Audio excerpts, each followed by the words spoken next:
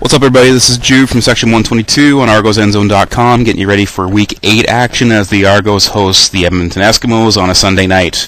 Sunday Night Football, let's do it! So, last week, Toronto marched into Montreal, spanked them, took control of the East. It was an outstanding performance on the offensive and defensive side of the ball. They just dominated every facet of the game. Ricky Ray doing what Ricky Ray does, 3 touchdown passes. Chad Owens, the flying Hawaiian, doing what he does, 118-yard missed field goal return touchdown. Pat Watkins, first interception of the season. It was just a fantastic effort in every facet of the game. Tons of fun to watch. And now they call this the letdown game, because Edmonton is coming to town. Last place in the West. Argos, first place in the East. And it's really easy to look beyond Edmonton to look at Calgary coming into town next week, as they're rolling and just took out Saskatchewan's undefeated record. So the important thing is, and this is why you hire head coaches and coaching staffs, is their job is to keep the team focused on these games that they're supposed to win. Everybody says it. The Argos are supposed to win this game. So let's see how it plays out. I think you're going to have to keep an eye out. Of course, you're going to watch Ricky Ray and see what he does. But Dontrell Inman is supposed to be making his return this week. He's been out for a couple weeks with some nagging injuries. So keep an eye on him as the true deep threat comes back into the starting lineup. And of course you're watching Chad Owens. I have to kind of take it for granted that you're watching the Flying Hawaiian and the league's most outstanding player. Sometimes I forget to mention it because I'm just assuming that you're watching, but watch Chad Owens. He's going to make things happen. Of course he is. Also keep an eye out on the Argos offensive backfield. Chad Cackert is still out.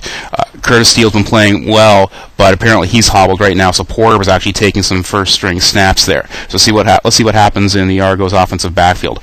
Defensively, like I said, Pat Watkins got that interception. Ball and McCune, of course, are dominating, as they always do.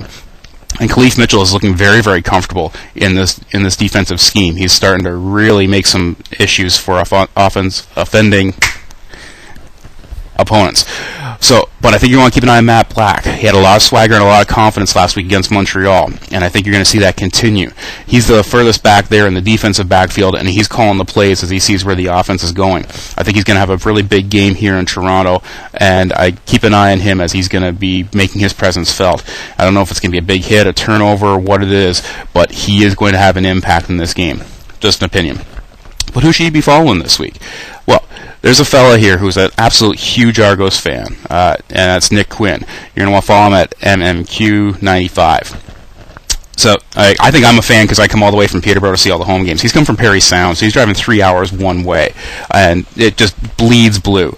And he joined the Argos Admirals, the social media arm of the Toronto Argonauts the start of this season. And he's contributed 3 journal entries of his experiences so far this season. On Twitter, check out the hashtag Admiral in the End Zone, and you'll get to catch up on everything he's doing. He tweets like a madman, but it's all the good stuff. He's really connected to the team. He's got his daughter in the junior cheer program, all 3 sessions this season. So if you haven't known what the junior cheer is, look it up. It's an amazing program. But he's coming all the way into Toronto to have his daughter be a part of that.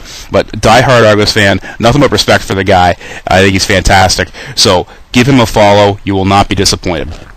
But this week, I think, again, all the experts are saying that the Argos should win this game and could win it big.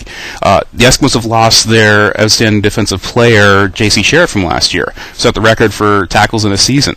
So everybody's saying that the Argos should just dominate them, and who am I to argue? You know, I'm bleeding double blue. So I think this is going to be a big game. I think I'm seeing the Argos winning this one, like 42-9. Now, there'll be a rouge in there, so let's say 42-10. Those Bet365 to net guys, you put money on it, don't blame me if it's the wrong score, but I think it's going to be a big Argos win. So, Sunday night, 7 o'clock, down at the Dome. What is he going to do on a Sunday in Toronto with Edmonton in town?